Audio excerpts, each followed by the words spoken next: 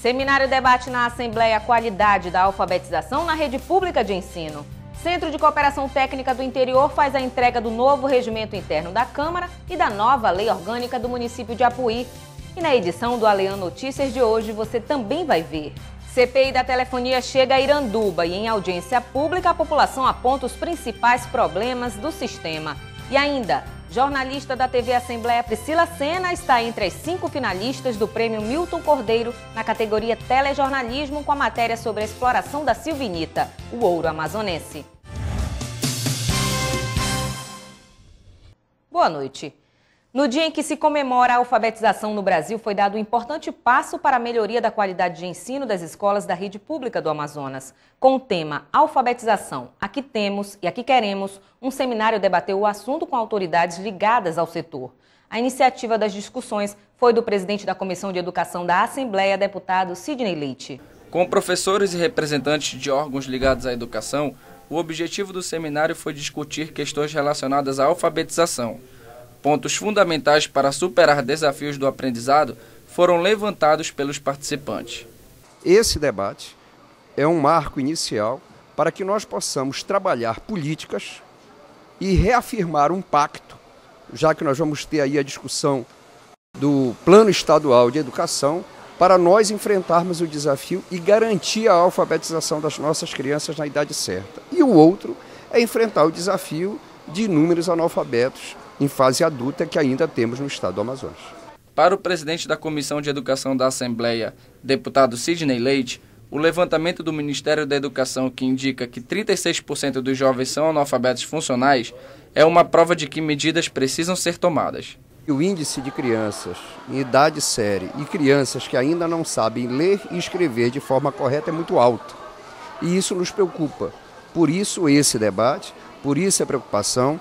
Hoje nós temos dado que no Brasil, 36% dos jovens que concluem o ensino médio são analfabetos funcionais. Ou seja, não sabem ler e escrever direito, não sabem fazer as 4 operações. Então esse é um desafio que nós temos e precisamos avançar, porque se nós não garantirmos a devida alfabetização, esse jovem vai chegar à universidade e terá sempre essa dificuldade de não ter aprendido a ler e escrever corretamente e fazer as 4 operações.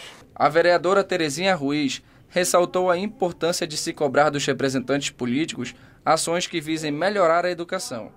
A parlamentar destacou 2 principais pontos para o aprimoramento do ensino. Primeiro, nós precisamos preparar os professores para trabalhar a alfabetização desde a educação infantil, desde os 3, 4 anos. Não são todos que têm essa dinâmica, alguns se adaptam melhor ao ensino básico. E segundo, preparar nossas salas de aula, colocar menos alunos, melhorar a infraestrutura e a parte pedagógica de fato ser dinâmica para que ele chegue no letramento já bastante amadurecido dentro desse processo de alfabetização. Uma das palestrantes do seminário, a professora Raiolanda Camargo, afirmou que o processo de educação na esfera pública precisa ser cada vez mais debatido. Para ela, o conceito de alfabetização mudou e é preciso dar condições para que se obtenha êxito. Quando você fala de alfabetização, você tem que pensar também nos condicionantes sociais. Nós temos aí uma escola que se diz para todos, mas muitas vezes não oferece condições para que essa criança permaneça na sala de aula, né? E o entendimento também de que o conceito de alfabetização ele é um conceito que está sempre em movimento. Hoje nós temos uma sociedade que cobra cada vez mais a formação de leitores e produtores de textos, né? Mas muitas das práticas existentes ainda nas nossas salas de aula são práticas ainda do século XVIII, do século XIX, né? Então passa também pela desconstrução aí de paradigmas mesmo. Então a gente está aqui realmente querendo discutir, né, para que a gente possa construir um novo olhar sobre a alfabetização. A educação é essencial para o progresso de uma sociedade e todas as ações relacionadas à melhoria da qualidade de ensino são válidas. O terceiro município a ser visitado pelos membros da CPI da telefonia foi Iranduba, a 27 quilômetros da capital. Os parlamentares realizaram uma audiência pública no município para fazer um levantamento dos principais problemas enfrentados no sistema de comunicação local. Após visita aos municípios de Novo Airão e Manacapuru, os membros da Comissão Parlamentar de Inquérito que investiga a situação do serviço de telefonia no estado estiveram em Iranduba. O município é o mais próximo da capital e faz parte da região metropolitana de Manaus. Porém, mesmo com a proximidade, os habitantes relatam problemas semelhantes aos enfrentados por cidades mais distantes. A Câmara Municipal foi o local escolhido para receber uma audiência pública para discutir a situação. Teremos esta reunião aqui na Câmara para debater também os assuntos voltados para a comunicação. Mas como é vivenciado por nós, principalmente a telefonia fixa, essa realmente deixa muito a desejar. Não muito diferente da telefonia móvel, que o celular também não está funcionando. E a internet, essa aí nem se fala. Esperamos colher informações aqui para aprofundarmos no trabalho de levantamento da ineficiência da comunicação aqui no nosso estado do Amazonas. O povo de Iranduba fica realmente muito grato num momento como este, porque é um momento que nós teremos a oportunidade de colocarmos a deficiência da telefonia móvel, da telefonia fixa e da internet em nosso município, principalmente dada a proximidade do nosso município à cidade de Manaus, né? Então, nós aqui estamos esperançosos que a partir deste momento, né, a partir de hoje, na realidade, o município de Iranduba seja realmente notado, seja percebido em relação a essa deficiência da telefonia aqui no município de Iranduba. Os membros da CPI acompanharam o relato dos moradores, que expuseram os efeitos negativos decorrentes da má prestação do serviço de telefonia. A falta do sinal de telefonia móvel na estrada que dá acesso ao município prejudica o atendimento no caso de acidentes de trânsito, e a inexistência de internet impede o registro de ocorrências policiais na comunidade do Cacau Pireira. Onde que a gente está colhendo essas informações, essas reclamações da população, para que a gente possa fazer um relatório robusto, condensado de todas essas falhas. Eu acho que a gente está prestando um grande serviço à população, ao Estado, com essas investigações, e esperando que a gente, depois de pronto o relatório, que a gente espera até final de dezembro, já de apresentar isso, possamos fazer uma grande reunião com o patrocínio da Unali, em todas as assembleias que fizeram o CPI, e mostrar para o Congresso Nacional de que é preciso mudar alguma coisa, né? No interior do estado do Amazonas praticamente não existe internet, não dá para falar de internet no interior do estado. O que existe é muito precário, principalmente internet via rádio, com bandas muito pequenas e com uma capacidade de atendimento absolutamente limitada. O que causa não só prejuízos domésticos, mas causa muito prejuízo para a economia desses municípios. As relações comerciais entre os comerciantes e seus fornecedores geralmente se dão pela internet, e a partir do ano que vem nós teremos um problema ainda mais grave, que é a obrigatoriedade, a partir de junho, de todo mundo emitir nota fiscal eletrônica para o consumidor.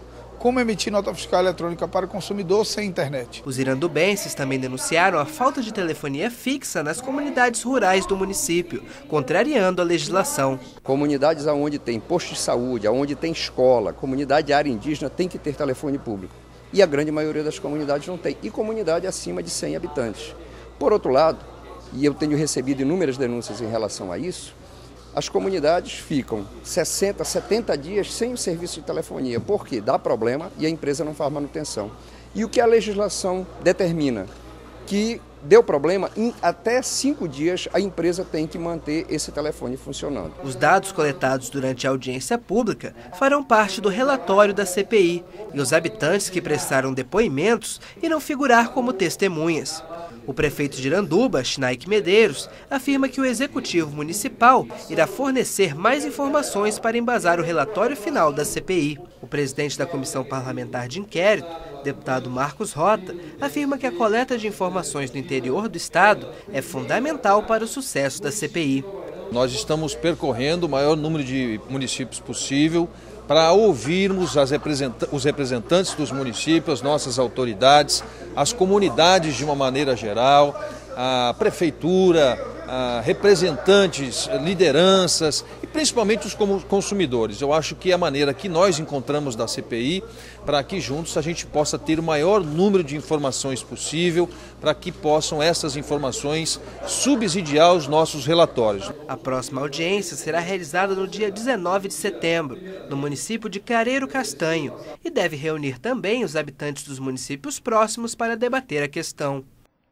A Assembleia Legislativa do Amazonas, por meio do Centro de Cooperação Técnica do Interior, o CECOT, fez a entrega no último final de semana do novo regimento interno da Câmara Municipal e da nova lei orgânica do município de Apuí.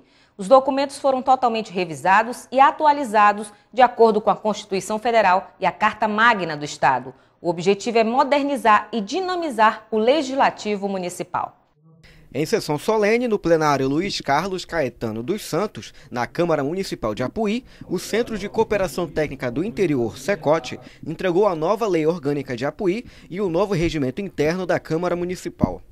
Ao todo foram alteradas 80 leis que visam beneficiar a população apuiense.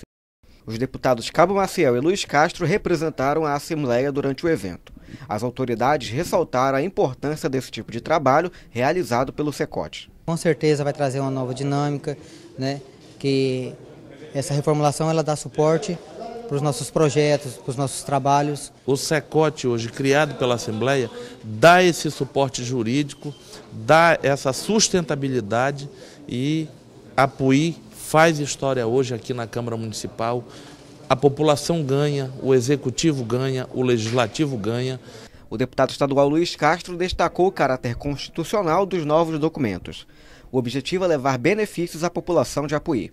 A lei orgânica de Apuí hoje já está plenamente atualizada conforme a Constituição Federal e a Constituição Estadual. Inclusive incorporou elementos da atualização da própria Constituição Estadual, que ocorreu a partir de um trabalho do qual eu participei com outros parlamentares o ano passado e que foi referendado, que foi promulgado esse ano. Portanto, ela é a lei orgânica mais atualizada de todo o interior do Estado. Ela baliza juridicamente as políticas públicas do município e faz com que os próprios vereadores tenham maior facilidade de trabalhar as suas propostas, o seu processo legislativo, a sua fiscalização em cima de uma realidade que mudou, que é dinâmica e que hoje está contemplada na nova lei orgânica. Além da revisão dos documentos das câmaras municipais, os servidores das casas legislativas são qualificados em modalidades como lei de responsabilidade fiscal, aperfeiçoamento de comissões técnicas e gestão de gabinete.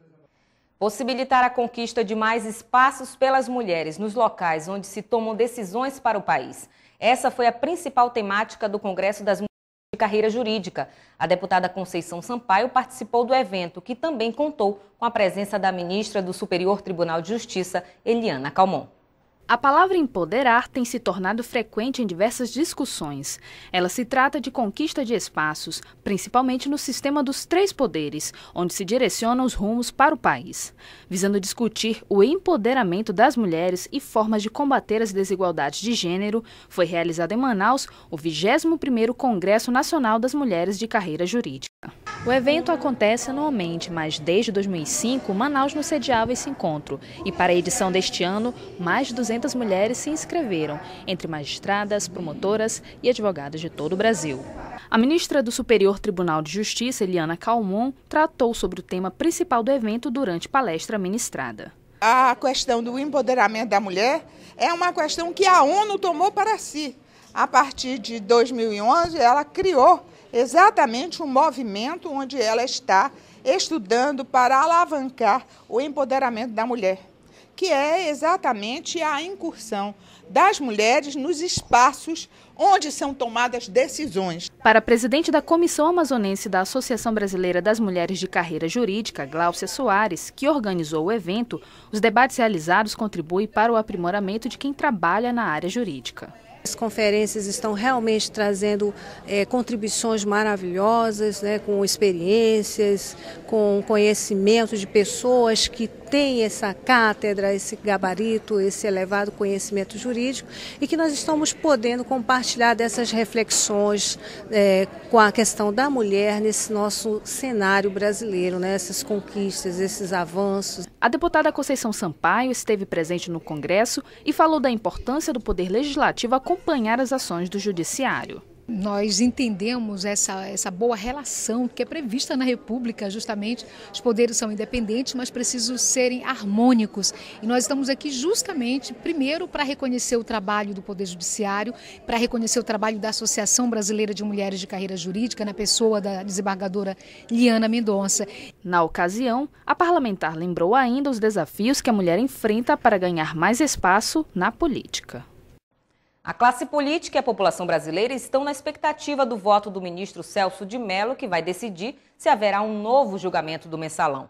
E o Congresso deve se reunir nesta terça-feira para exame de vetos presidenciais a 7 projetos de lei. Essas e outras notícias agora no Bancada Parlamentar com a jornalista Adriana Araújo. Olá, seja bem-vindo ao Bancada Parlamentar de hoje.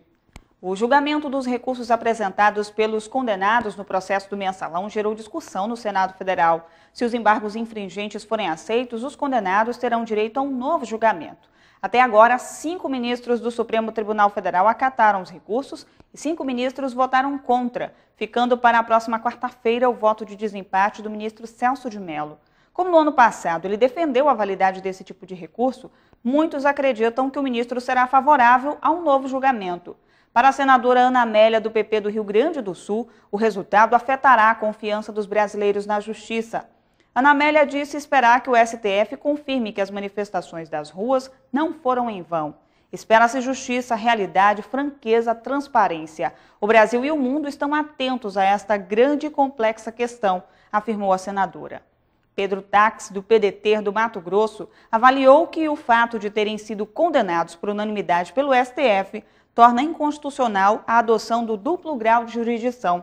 Ele ressaltou que o processo do mensalão foi discutido em 50 sessões no STF e, na hipótese de recomeçar onde não pode terminar, o ministro sozinho vai decidir o destino só dos condenados, mas também do próprio Supremo Tribunal Federal, afirmou o ministro.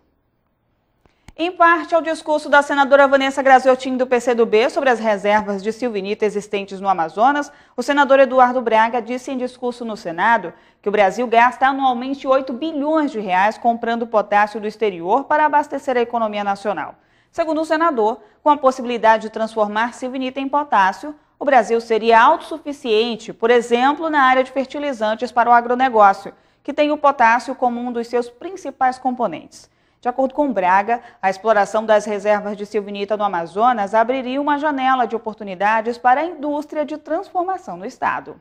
O Congresso deve se reunir amanhã para exame de vetos presidenciais a 7 projetos de lei. A sessão faz parte do esforço concentrado do Senado, que de hoje a sexta-feira também votará temas como a mini-reforma eleitoral, o fim do voto secreto no Poder Legislativo e a PEC da música. No caso dos vetos, o que é considerado mais polêmico barra totalmente o projeto de lei do Senado, que extingue a multa rescisória de 10% sobre o saldo de fundo de garantia do tempo de serviço, o FGTS, pago pelos empregadores ao governo nos casos de demissões sem justa causa.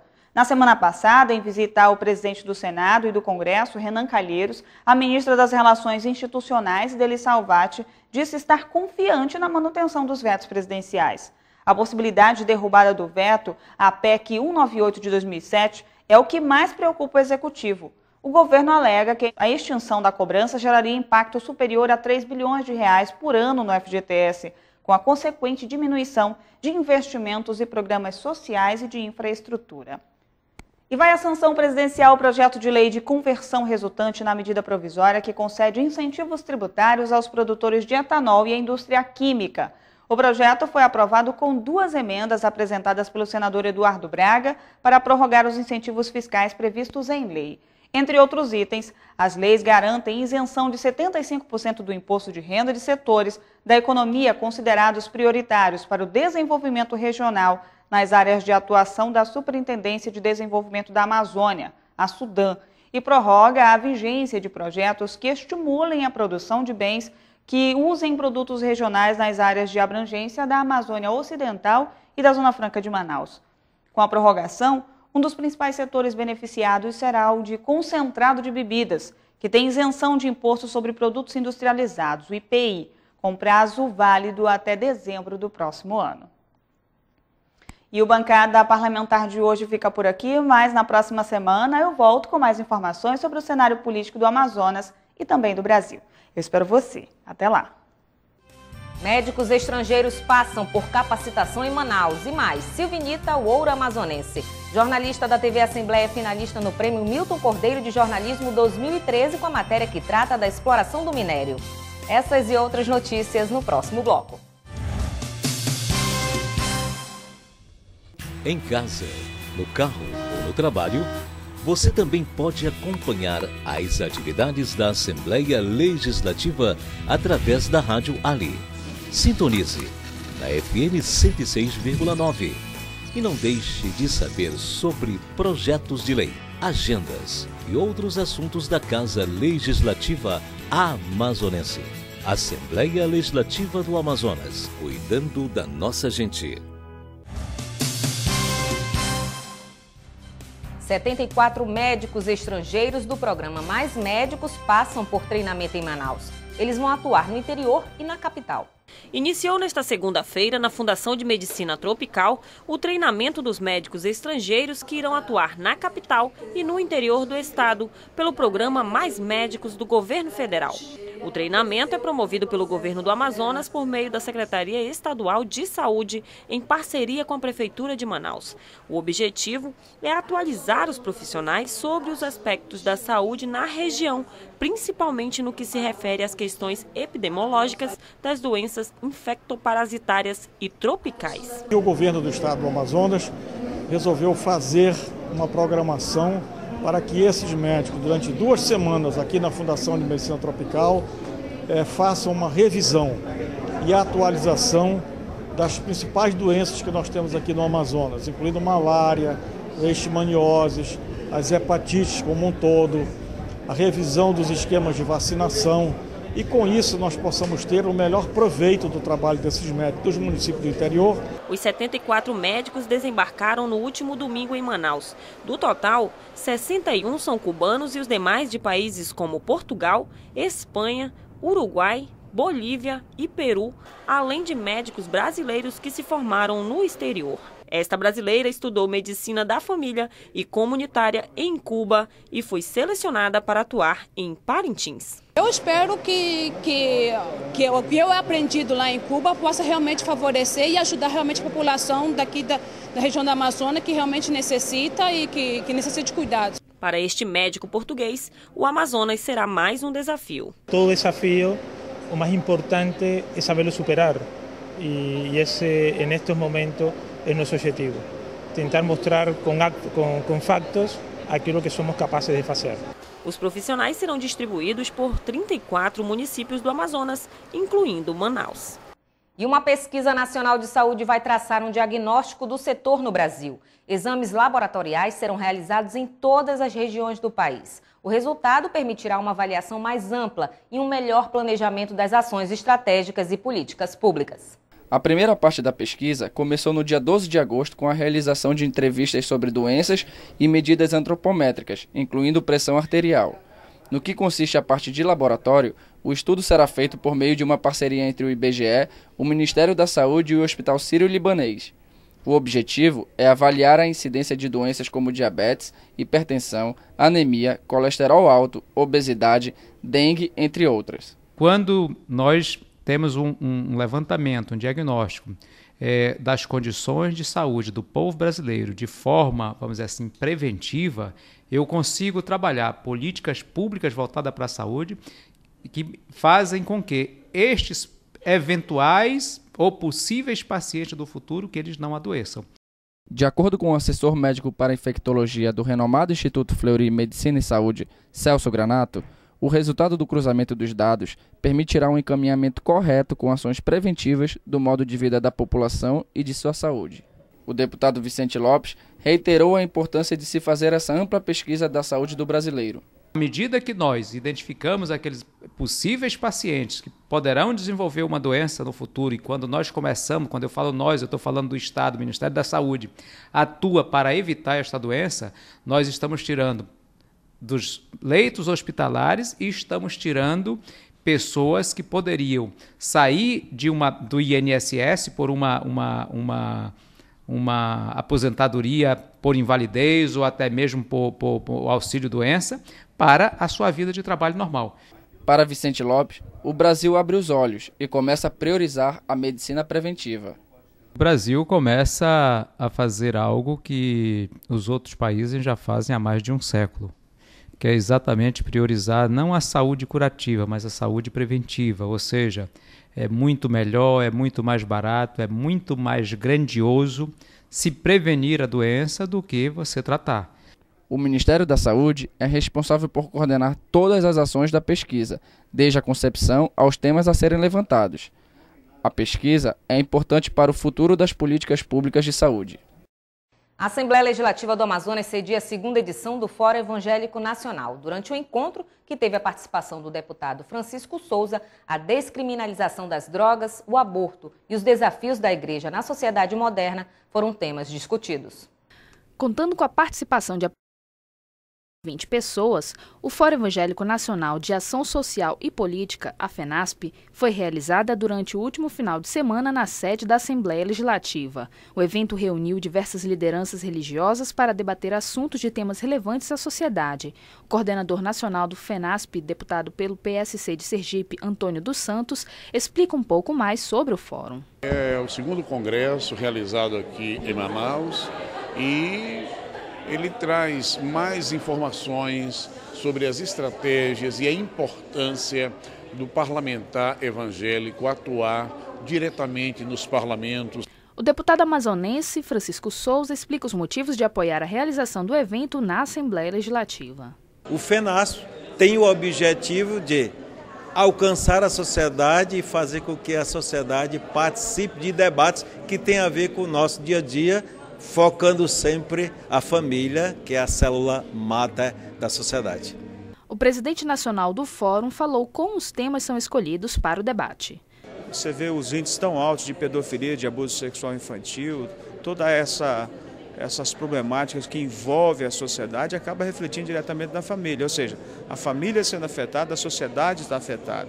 Então é importante que a sociedade tenha as informações corretas, é importante despertar a consciência do cidadão, como ele pode contribuir, de que maneira pode haver uma ação estratégica, verticalizada no poder público. Outro tema que também foi exposto durante o encontro foi a atuação dos políticos evangélicos no parlamento. Os parlamentares evangélicos estão totalmente envolvidos nesta luta em defesa da vida, da família, da liberdade religiosa, lutando contra as drogas. É de fundamental importância. Uma das palestras que mobilizou bastante a participação dos inscritos foi o que discutiu sobre a descriminalização das drogas, ministrada pela psicóloga Marisa Lobo. A especialista apresentou sobre os efeitos nocivos dessas substâncias e ainda sobre o movimento, coordenado por ela, chamado Maconha Não, que luta contra a legalização da droga.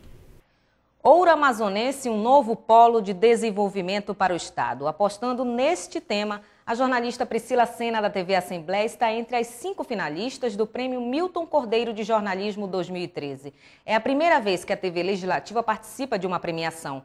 Essa produção, que trata da exploração da silvinita, mostra também o trabalho do presidente da Comissão de Geodiversidade, Recursos Hídricos, Minas, Gás e Energia da ALEAN, deputado Sinésio Campos. Com mais de uma década de existência, a TV ALEAN é um canal segmentado para os trabalhos legislativos do Amazonas. E mesmo veiculando matérias sobre as atividades parlamentares amazonenses, a TV também mostra as diversidades encontradas pelos municípios. Em maio desse ano, o jornal ALEAN Notícias veiculou uma reportagem da jornalista Priscila Sena, que abordou a descoberta da silvinita em 7 municípios do Amazonas, um possível novo polo de desenvolvimento econômico para o Estado. A reportagem ganhou destaque e está entre os 5 finalistas do Prêmio Milton Cordeiro de Jornalismo, com o tema Ouro Amazonense, Esse é o primeiro trabalho realizado pela TV Alean que se classifica entre os finalistas do concurso. Na matéria, Priscila Sena, servidora efetiva da Alean, faz um balanço do principal polo de desenvolvimento econômico do Amazonas, a Zona Franca de Manaus, que emprega mais de 100 mil trabalhadores e que no ano passado movimentou mais de 7 bilhões de reais. De acordo com a reportagem, a descoberta dos múltiplos minérios, entre eles a silvinita, nas terras amazonenses, pode gerar uma nova alternativa econômica para o Estado. A repórter destacou a importância do trabalho realizado pela equipe da TV Alean, pelo reconhecimento de se classificar em um dos maiores prêmios de jornalismo do Amazonas. É o reconhecimento do trabalho da equipe aqui da TV Assembleia, que tem o compromisso de divulgar não só as atividades dos parlamentares, mas também de destacar assuntos relevantes para a sociedade, como é o caso da exploração da silvinita, que se sair do papel realmente irá modificar, melhorar economicamente, não só os 7 municípios por onde passa a rota de exploração, mas todo o país. O diretor de comunicação da TV Alean, Cláudio Barbosa, parabenizou a equipe e lembrou que o trabalho de um jornalista ser reconhecido por uma matéria, como é o caso da reportagem em destaque, deve se valer pela coletividade de todos da TV. E é o resultado de um trabalho coletivo, como eu falei a princípio. Eu não acredito em ações isoladas. Eu acho que na vida, seja no jornalismo ou seja em outras funções, você deve trabalhar o coletivo.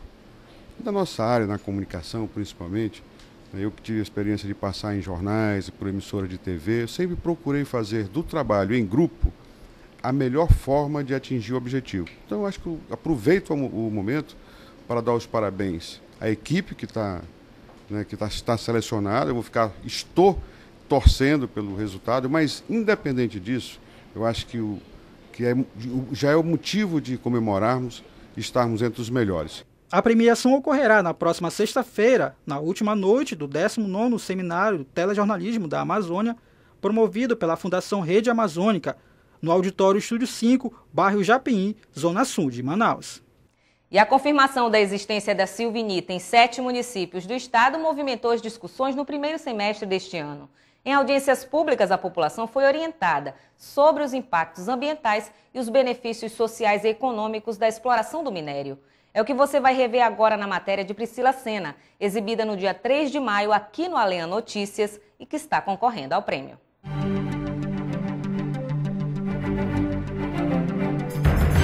Criada na década de 60 pelo governo federal, a Zona Franca de Manaus é hoje o principal polo de desenvolvimento econômico do Amazonas. Emprega mais de 100 mil trabalhadores e só no ano passado movimentou mais de 7 bilhões de reais. Apesar destes dados, a estabilidade do modelo ainda depende da vontade política.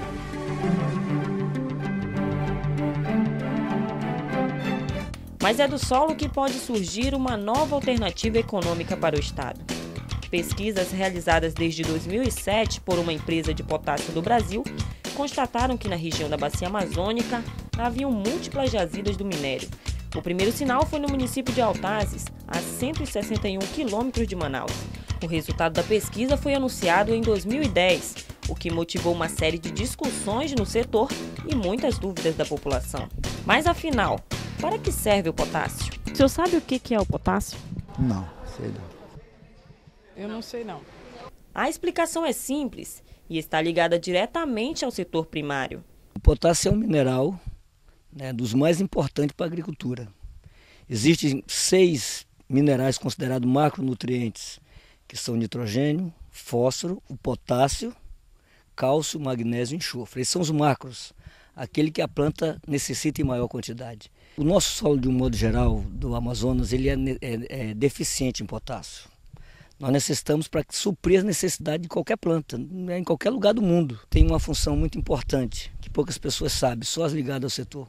Mas o potássio ele é o responsável de dar o sabor adocicado das plantas. Atualmente, o Brasil importa 92% do produto que vem de outros países, como Canadá e Rússia. Apenas 8% é produzido na mina do estado de Sergipe, que já anunciou que a reserva é suficiente para suprir as necessidades do país apenas até 2019. Em meio à floresta amazônica, a expectativa de incremento na economia. Além de Altazes, os municípios de Nova Olinda do Norte, Itacoatiara, Borba, Itapiranga, Silves e Inhamudá também são ricas em potássio, já considerado o ouro amazonense. Após a descoberta, o primeiro passo foi informar a população quanto à existência do minério e os benefícios que ele pode proporcionar. Por iniciativa da Comissão de Geodiversidade da Assembleia Legislativa do Amazonas, presidida pelo deputado Sinésio Campos, audiências públicas foram realizadas nos municípios, com a presença de especialistas na área ambiental e mineral. Estamos discutindo a mineração à luz dos interesses da população, porque daqui sim vai nascer cursos de mineração, cursos que vão dar à juventude novas oportunidades de emprego e renda. É isso que o governo do Estado, o governo Omar e o governo federal tem que primar. Então estamos vindo, dialogando com os prefeitos, vereadores, buscando essa nova alternativa econômica para o Estado, que é a mineração. A comitiva já percorreu 4 cidades. Nova Olinda do Norte, situada na região do Baixo Amazonas, foi a primeira a receber o debate público. Em seguida, Altazes e Borba. Prefeitos assinaram uma carta de intenções para que a responsabilidade dos municípios, junto à população, seja definida. Silves também fez parte da agenda. O município está localizado a 200 quilômetros de Manaus, possui uma área territorial de mais de 3.000 quilômetros quadrados e está situado no Lago Saracá, na confluência do Rio Urubu. Silves, cidade pacata, de povo acolhedor, tem como principal meio de transporte barcos e balsas. Isso porque está localizada em uma ilha cercada por rios e lagos no meio da floresta amazônica. Mas toda essa beleza natural não é a única riqueza do município. A cidade também faz parte da Rota do Potássio. No município, a população questionou os impactos ambientais que podem ser causados pela exploração do minério. O processo, de acordo com o especialista, não causará grandes prejuízos. Uma planta industrial, ela tem um impacto do seu tamanho, mas a mina ela é subterrânea. Todo o impacto não será visível pela população. O mais importante é que nós estamos convencidos de que é uma atividade que trará e será uma fonte de irradiação do desenvolvimento regional. A partir do momento que existe o impacto, existem também os benefícios dessa atividade. E se nós somarmos entre os custos, e os benefícios, a quantidade de benefícios é extremamente superior ao próprio custo ambiental. A jazida de potássio do Amazonas já é considerada a segunda maior do mundo em extensão, com potencial de extração para os próximos 100 anos e deverá ser explorada em um prazo de 5 anos, o que pode gerar aproximadamente 20.000 oportunidades de emprego para o estado do Amazonas. Esperança para o povo amazônida que aguarda com ansiedade um novo amanhecer.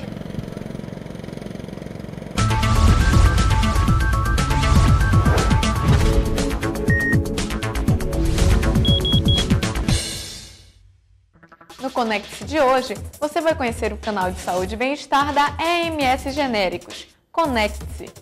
Você que se preocupa com a saúde certamente irá se interessar pelo canal da EMS Genéricos. A empresa EMS, que é o maior laboratório farmacêutico brasileiro, criou um site específico para temas relacionados à saúde. No portal, além de conferir entrevistas com médicos de diferentes especialidades, abordando temas relevantes à população, você também tem dicas de bem-estar. Poderá conferir pequenos vídeos com orientações de como preservar a saúde, benefícios da prática esportiva, alimentação equilibrada, dicas de prevenção de doenças como problemas cardiovasculares e viroses. A iniciativa complementa outras ações de comunicação da marca com a sociedade, como o blog Sua Vida Mais Azul, que traz dicas de saúde e bem-estar, além das redes sociais, Twitter e Facebook, que diariamente informam os internautas sobre assuntos de interesse público. Na aba Genéricos EMS, você encontra, além do catálogo de produtos da empresa, dicas de como identificar um medicamento genérico, conhece o programa Farmácias Populares e curiosidades sobre medicamentos genéricos. Já na aba Sua Vida Mais Azul, você pode clicar nos links Cuide-se, no qual você tem acesso aos estudos mais recentes relacionados à saúde. Sustentabilidade, que tem dicas de preservação do meio ambiente, utilização dos recursos naturais, cuidados necessários para o correto descarte de medicamentos vencidos e reaproveitamento de resíduos orgânicos. A aba Saúde da Mulher traz uma ala exclusiva para o público feminino com dicas de como amenizar os sintomas da menopausa, métodos contraceptivos, endometriose, infertilidade, tensão pré-menstrual e consequências do tabagismo. No link A Melhor Idade, você conhece um pouco mais das doenças relacionadas ao público da melhor idade, dicas de exercícios físicos e a importância da integração dos mais velhos junto à família. E na aba EMS Genéricos, você encontra vídeos curtos com no máximo 4 minutos de duração, nos quais você confere dicas para prevenir o envelhecimento precoce, benefícios de noites de sono bem dormidas, acne e estresse. No site, você também encontra um canal de busca especial, no qual você digita o nome de qualquer medicamento e descobre se ele possui um genérico. Para conhecer o site, basta acessar www.emsgenericos.com.br.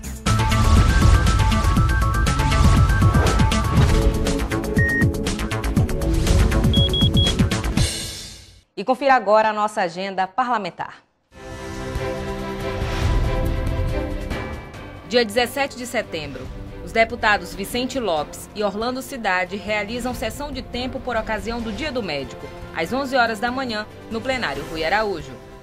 Dia 18, deputado Marcos Rota cede tempo para o presidente do Sindicato dos Bancários do Amazonas, Nimberg dos Santos, que vai tratar sobre um processo judicial, às 10 horas da manhã, no plenário Rui Araújo. E mais, deputados Adjuta Afonso e Luiz Castro promovem sessão especial em homenagem ao Dia do Administrador, às 11 horas da manhã, no plenário Rui Araújo. Dia 19 de setembro, deputado Sinésio Campos cede tempo para ouvir o superintendente da Fundação Nacional de Saúde no Amazonas sobre os trabalhos desenvolvidos pela FUNASA, às 11 horas da manhã, no plenário Rui Araújo.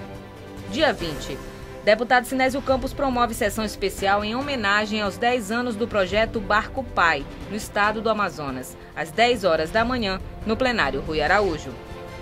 E você vai ver agora o que foi destaque no Alean Notícias de hoje. Seminário de iniciativa do deputado Sidney Leite debate sobre a qualidade de ensino na alfabetização.